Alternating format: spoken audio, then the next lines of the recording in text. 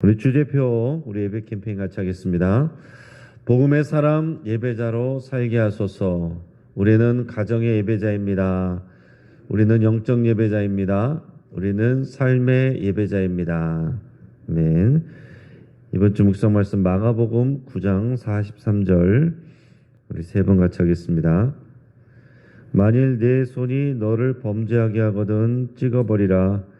장애인으로 영생에 들어가는 것이 두 손을 가지고 지옥 곧 꺼지지 않는 불에 들어가는 것보다 나으니라.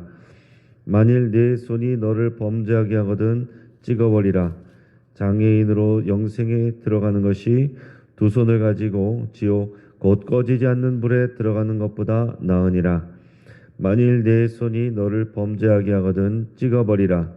장애인으로 영생에 들어가는 것이 두 손을 가지고 지옥 곧 꺼지지 않는 불에 들어가는 것보다 나으니라. 아멘. 오늘 하나님께서 우리에게 주신 말씀은 예레미야서 16장 1절에서 13절까지 말씀입니다. 오늘 본문을 통해서 완전한 순종이라는 제목으로 말씀의 은혜를 같이 나누겠습니다. 여러분, 하나님께서 많은 사람들 가운데 왜 예레미야 선지자를 선택을 했을까? 왜 하나님의 메신저로 하나님의 입으로 선택을 하셨을지 여러분 생각해 보시기 바랍니다. 자, 예레미야가 다른 사람들과 다른 점이 무엇일까 하는 것입니다. 그의 체력이나 성정이나 일반 사람이랑 다를 것이 하나도 없습니다. 그런데 예레미야를 비롯해서 이 선지자들이 하나님께 선택받는 한 가지 이유는 바로 순종입니다. 여러분, 기원 후 79년에 그 이탈리아의 유명한 그 폼페이 근처에 베스비우스 산이 화산이 폭발을 해서 그 용암으로 인해서 시 전체가 완전히 폐허가 된 유명한 사건이 있습니다. 그 후에 고고학자들이 이 폼페이 시가지를 발굴하기 시작했는데 지금은 이제 유명한 관광지가 됐죠. 이 가운데 그 발굴자들의 가슴을 뭉클하게 한 그런 이제 모습이 하나 있었는데 뭐냐면 이 폼페이 성의 문을 지키는 보초병이었습니다. 그는 그 도시의 성문 앞에서 이 화산이 터져서 그 화산재가 용암이 이렇게 덮치는데 그 발견된 사람들이 이제 그 마지막 그 모습으로 그렇게 발견이 됐는데 이 보초병의 모습은 무기를 들고서 보초를 서는 그대로 그 모습 그대로 이렇게 발견이 된 거예요. 여러분 어떻게 생각하십니까? 아마 우리 가족이었다면은 바보 같다라고 그랬을 거예요.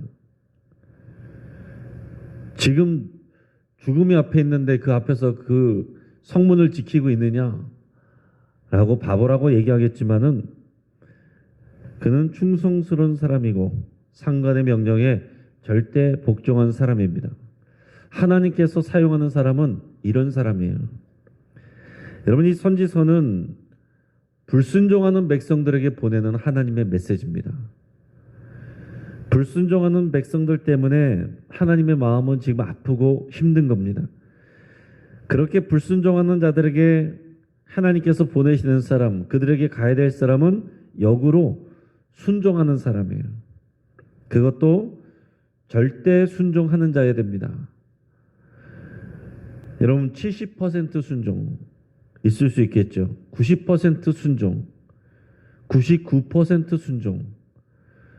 그러나 결국 다 불순종입니다. 하나님 앞에서의 순종은 100% 순종만 순종이에요. 우리가 그 앞에 순종들을 우리가 최선을 다했다 이렇게 얘기하겠지만 하나님은 최선을 다하는 사람을 사용하시는 것이 아니라 100% 순종하는 사람을 사용하시는 겁니다. 하나님께서 이스라엘 백성에게 분명한 메시지를 주시기 위해서 오늘 보면 예레미야 선지자에게 이런 상징 행동을 명하시는데, 그러니까 상징 행동이라는 것은 예언 행동이라고도 할 수 있고 그의 삶을 통해서 그의 모습을 통해서 그것이 하나의 사람들에게 메시지가 되게 하는 것입니다. 그것은 절대 순종을 요구하는 일들이었어요. 자, 처음 내용은 뭐냐면 아내를 맞이하지 말라 그러십니다. 우리 2절에서 4절까지 말씀을 같이 했습니다. 너는 이 땅에서 아내를 맞이하지 말며 자녀를 두지 말지니라. 이곳에서 낳은 자녀와 이 땅에서 그들을 해사는 어머니와 그들을 낳은 아버지에 대하여 여호와께서 이와 같이 말씀하시오니 그들은 독한 병으로 죽어도 아무도 슬퍼하지 않을 것이며 묻어주지 않아 지면의 분토와 같을 것이며 칼과 기근에 망하고 그 시체는 공중의 새와 땅의 짐승의 밥이 되리라. 아멘. 자, 지금 예레미야 선지자에게 하나님께서 시키는 일이 뭐냐면 결혼하지 말라는 거예요. 아내를 맞이하지 말라. 그리고 자녀를 두지 말라. 아내를 맞이할 수 없으니 자녀를 둘 수도 없죠. 그때나 지금이나 예쁜 아내 만나서 토끼 같은 자식들 낳고 알콩달콩 사는 게 일반적인 행복이잖아요. 그런데 그런 일반적인 가족을 통한 행복을 하지 말라는 것입니다. 왜요? 그런 가족들을 통한 일상적인 관계, 그런 행복, 이런 것들을 더 이상 너희가 누리지 못하게 될 것이다 라는 것을 하나님께서 메시지로 말씀하시고자 하는 것입니다. 이 예레미야 선지자의 입을 통해서 말하는 것을 사람들이 하도 안 들으니까 이렇게 그의 삶을 통해서 더 극적으로 하나님께서 표시하는 겁니다. 일상적인 가족 관계가 앞으로 파괴될 것을 예레미야의 삶으로 보여주시는 거예요. 이 백성들이 독한 병으로 죽어도 슬퍼할 가족들이 없습니다. 사람이 죽었는데 묻어주지 않아서 그냥 지면에 분토처럼 거름이 돼버립니다. 또 그들은 칼과 기근에 망하고 시체는 공중의 새와 땅의 들짐승들의 밥이 될 것이다. 하나님께서 이렇게 말씀하시는 거예요. 자, 가족을 통한 일상적인 행복이 철저하게 깨지게 될 것을 말씀하십니다. 그것을 말씀하시기 위해서 예레미야 선지자에게 아내를 두지 말고 자녀도 낳지 말라 이렇게 말씀하시는 겁니다. 또 이어서는 예레미야 선지자에게 초상집에 들어가지 말라 그렇게 말씀합니다. 우리 5절에서 7절까지 말씀을 같이 읽습니다.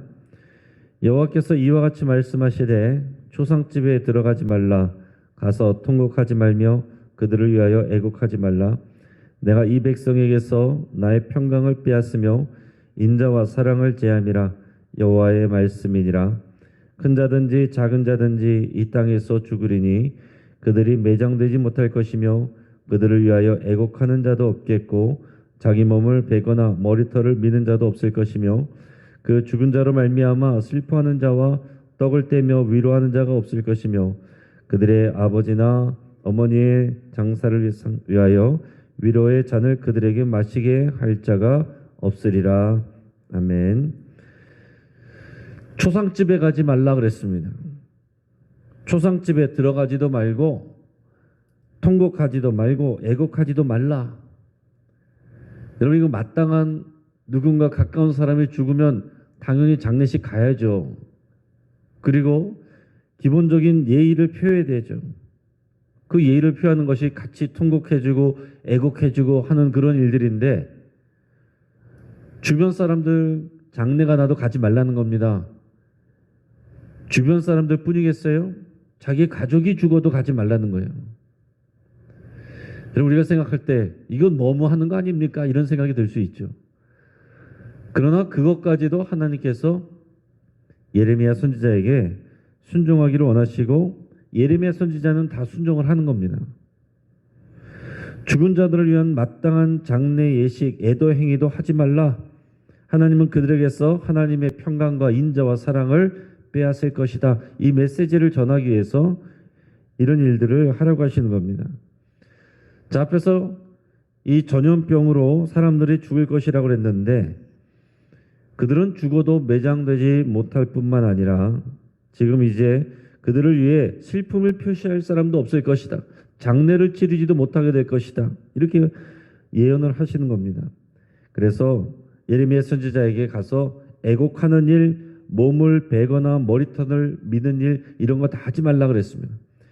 그 당시 이스라엘 사람들의 그 풍속이 슬픔을 표현할 때는 애곡을 하고 그리고 자기 몸을 스스로 베거나 머리털을 밀거나 이런 것이 그들의 문화에서 이제 슬픔을 극적으로 이제 표현하는 일들인데 그런 슬픔을 표현하거나 애도하는 일을 하지 말라라는 얘기입니다. 또한 죽은 자로 말미암아 슬퍼하는 자도 없을 것이고 떡을 떼며 위로하는 자도 없을 것이다 이렇게 말씀하십니다. 그리고 죽은 자의 부모들을 위로할 잔을 들게 할 자도 없을 것이다. 지금 세세하게 이렇게 묘사하시지만은 한마디로 죽은 자를 위해서 초상 치러줄 사람도 없을 것이다라는 것을 하나님께서 말씀하시는 거예요. 그것을 보여주기 위해서 예레미야 선지자에게 초상집도 가지 말고 애곡도 하지 말고 통곡도 하지 말고 아무것도 하지 말라는 것입니다. 이 하나님께 불순종하는 백성들이 철저히 외롭게 비참하게 죽어갈 수밖에 없는 그런 상황들을 모습들을 하나님께서 말씀하시고자 하는 겁니다. 이 예레미야 선지자의 행동을 통해서 이런 일상적인 슬픔, 일상적인 위로 그런 자리들이 사라질 것을 하나님께서 말씀하고 있습니다. 그리고 또 다른 것을 말씀하셨는데 반대로 이번에는 잔치집에 들어가지 말라 그렇게 말씀하십니다. 우리 8절 9절 같이 읽습니다. 너는 잔치집에 들어가서 그들과 함께 앉아 먹거나 마시지 말라. 만군의 여호와 이스라엘의 하나님께서 이와 같이 말씀하시니라. 보라, 기뻐하는 소리와 즐거워하는 소리와 신랑의 소리와 신부의 소리를 내가 내 목전 내 시대에 이곳에서 끊어지게 하리라. 아멘. 자, 이 예레미야 선지자에게 잔치집에도 들어가지 말라. 이제 결혼을 하고 잔치가 벌어져도 가지 말라는 겁니다. 그 안에 들어가서 함께 앉아서 먹거나 마시지도 말아라. 이것은 하나님께서 혼인잔치도 그런 기쁨의 소리도 끊어지게 할 것이다 라는 메시지를 전하시는 겁니다. 잔치집에서 흔히 들리는 이런 기뻐하는 소리, 즐거워하는 소리, 신랑의 소리, 신부의 소리, 이 모든 것이 예레미야 앞에서 눈앞에서 끊어질 것이고 그 시대에 끊어질 것이다 라는 것을 하나님이 말씀하십니다. 이런 일상적인 모든 희노애락의 일상적인 상황들, 가족을 통한 즐거움들, 또 장례를 치르는 일들, 또 결혼을 하고 잔치를 치르는 일들, 이런 것들이 이 불순종하는 백성들에게서 다 끊어질 것이라는 것을 하나님이 말씀하시는 거예요. 왜요? 하나님께서 선지자를 통해서 말씀을 전해도 안 들으니까요. 너무 안 들으니까 아예 예레미야 선지자의 이런 삶을 통해서 행동을 통해서 그런 내용들을 전하게 하십니다. 자, 백성들이 자신들이 겪고 있는 재앙, 그 당시에 완전히 망한 것도 아닌데도 여전히 이제 재앙이 있었습니다. 하나님께서는 그들에게 지금 더 큰 재앙이 오기 전에 돌이킬 것을 말씀하시는데 이 백성들은 자신의 재앙이 온 이유를 아직도 깨닫지 못하고 있습니다. 우리 10절 말씀을 우리 같이 읽겠습니다. 네가 이 모든 말로 백성에게 말할 때에 그들이 네게 묻기를 여호와께서 우리에게 이 모든 큰 재앙을 선포하심은 어찌 됨이며 우리의 죄악은 무엇이며 우리가 우리 하나님 여호와께 범한 죄는 무엇이냐 하거든. 자, 앞으로 이런 일들이 일어나게 될 때 하나님이 예레미야 선지자를 통해서 예언 행동으로 상징 행동으로 보여준 일들이 정말로 일어나게 될 때 그런 고통이 오게 될 때 백성들은 예레미야 선지자에게 묻게 될 것입니다. 도대체 하나님께서 이렇게까지 우리에게 왜 재앙을 내리시느냐, 왜 우리에게 고통과 고난을 주시느냐 이렇게 물어볼 것이라고 하나님이 예레미야 선지자에게 말씀하시는 거예요. 그러면 네가 이렇게 대답하라 말씀하시는데 우리 11절에서 13절까지 말씀을 같이 읽겠습니다. 너는 그들에게 대답하기를 여호와께서 말씀하시되 너희 조상들이 나를 버리고 다른 신들을 따라서 그들을 섬기며 그들에게 절하고 나를 버려 내 율법을 지키지 아니하였음이라. 너희가 너희 조상들보다 더욱 악을 행하였도다. 보라, 너희가 각기 악한 마음의 완악함을 따라 행하고 나에게 순종하지 아니하였으므로 내가 너희를 이 땅에서 쫓아내어 너희와 너희 조상들이 알지 못하던 땅에 이르게 할 것이라. 너희가 거기서 주야로 다른 신들을 섬기리니 이는 내가 너에게 은혜를 베풀지 아니함이라 하셨다 하라. 아멘. 자, 백성들의 조상들이 하나님을 떠나서 다른 신들을 따르고 섬겼다. 이 고통이 오는 것은 너희 조상적부터 하나님이 그렇게 하지 말라고 한 우상 숭배를 섬겨왔기 때문이다. 하나님께서 이 말씀을 전하라고 하시는 거예요. 그리고 더 나아가서 지금 현재의 백성들, 너희들은 그 조상들보다 더하다. 너희들은 더하다는 거예요. 조상 때문에 피해를 보는 것이 아니고 너희들은 그 조상들보다 더하다. 너희들은 완악한 마음으로 너희가 하고 싶은 대로 마음대로 행동한다. 그러면서 하나님께 순종하지 아니한다. 이렇게 말하라고 하시는 거예요. 하나님께서는 지금 우상 숭배하며 불순종하는 자들을 약속의 땅에서 쫓아내실 것이다 말씀합니다. 너희가 그렇게 절하는 우상들, 너희가 알지 못하는 땅에 가서 거기서 절해라. 하나님께서 그 말씀을 하시고 싶어서, 그것을 전하고 싶어서 예레미야 선지자에게 이런 행동을 시키는 겁니다. 뒤집어서 얘기하면 아무리 얘기해도 백성들이 듣지를 않고 깨닫지도 못하고 알려고도 하지 않고, 자신들은 여전히 그러면서도 믿음이 있노라, 자신들은 여전히 하나님의 백성이다, 자신들은 하나님께 예배하고 있다, 하나님께 제물 드리고 있으니 나는 신앙생활 잘하고 있다, 이러고 생각하고 있으니까 하나님께서 답답해서 예레미야 선지자에게 이렇게 행동을 시키는 겁니다. 여러분, 오늘날 우리 시대에 우리 한국교회와 우리 성도들이 그럴 수 있습니다. 우리는 신앙생활 잘하고 있다, 하나님의 말씀에 순종하고 있다, 예배 많이 드리고 있다. 그러나 하나님께서 답답하여 다른 말씀을 하실 수도 있습니다. 100% 순종이 아닐 때에 하나님께서 너의 완악한 마음을 따라서 불순종하는구나, 이렇게 말씀하실 수 있다는 얘기예요. 그러니까 이스라엘 백성들의 착각도 마찬가지입니다. 그들에게 순종이 아예 없는 게 아니겠죠. 그들이 율법을 아무것도 안 따르는 게 아닙니다. 그러나 그들이 하나님도 섬기면서 우상도 동시에 섬기고, 하나님 앞에 제사를 드리면서 그 율법에 따르지 않고 마음대로 자기 욕심을 위해서 다른 사람들에게 함부로 행동하는 이런 일들이 하나님 앞에서는 불순종이다라는 것을 하나님께서 말씀을 하시는 겁니다. 이제 말씀을 정리하겠습니다. 우리 하나님께서는 불순종하는 자들을 싫어하시고 순종하는 자들을 좋아하십니다. 순종이란 것은 100% 완전한 순종을 말합니다.